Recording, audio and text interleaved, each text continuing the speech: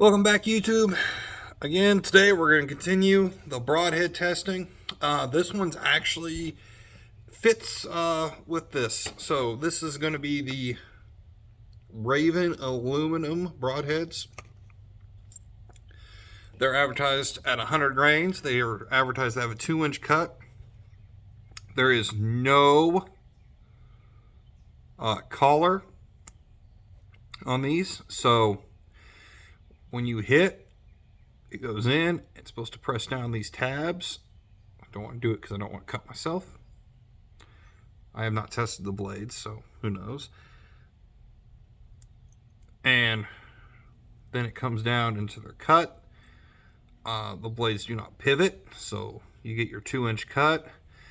There are 3 in this line. 3 in this line, the Ravin broadhead line. These are the aluminums. They do make a steel, and I believe they make a titanium. They're all 100 grains, if I believe. So they don't actually make one that's heavier. I'll be honest, they look like an NAP. I think NAP makes these.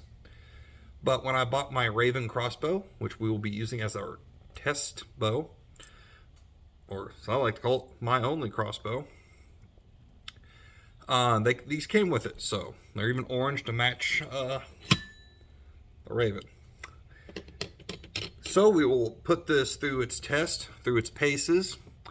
We will weigh it, test the sharpness, do the spin test, and then shoot it from 40 yards and see if it will crossbow. My current setup is a Ravin R10.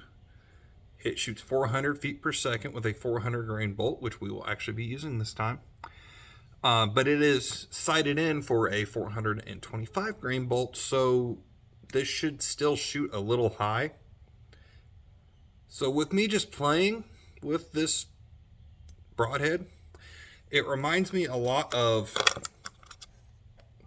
this Deep Power, because it has similar blade lockup, but its tabs are here. So I think this will be a good test comparison. Again, in my test, this flew great. This is freaking awesome at 40 yards. So we'll go out and test the other one. Test the weight consistency and see how sharp it is. So without further ado, enough talking, Oh, and well, it does not lock back at all. So there is pressure only keeps these blades out. Let's test the sharpness.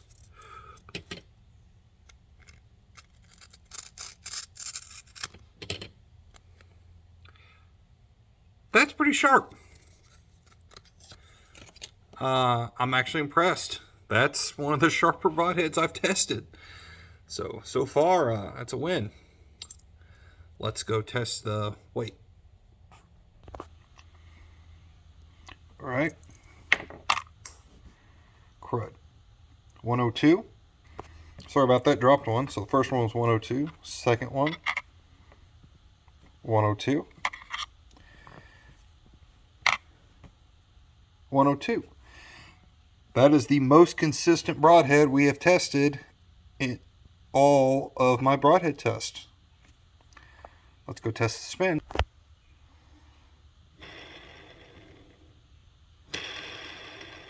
And there you can see it spinning.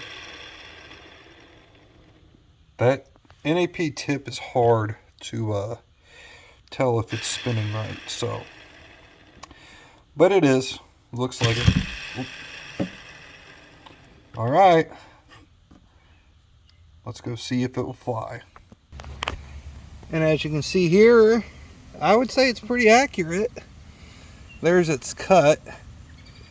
Let's see if I can get down there. That's not the best entrance hole I could think of, but got decent penetration. And the last thing I want to test, cut diameter. If you see there, it is right at 2 inches. So just like advertised. So what'd you think? I gotta say, It's an option. Probably not my option. I don't trust this all aluminum broadhead, and it just feels very flimsy, but it performed fine. It would probably work great, and it was one of the sharpest and most consistent broadheads we've tested. So I mean, I think it is a good option if that is what you're looking for. 100 grain, super consistent, super sharp bladed mechanical. If you like this video, hit the subscribe button. I'm trying to post some more of these, get all these out before deer season so you can make better choices in your broadhead selection. So keep eye out for more of these videos. Subscribe. That's always helpful. I'm going to try to hit 1,000.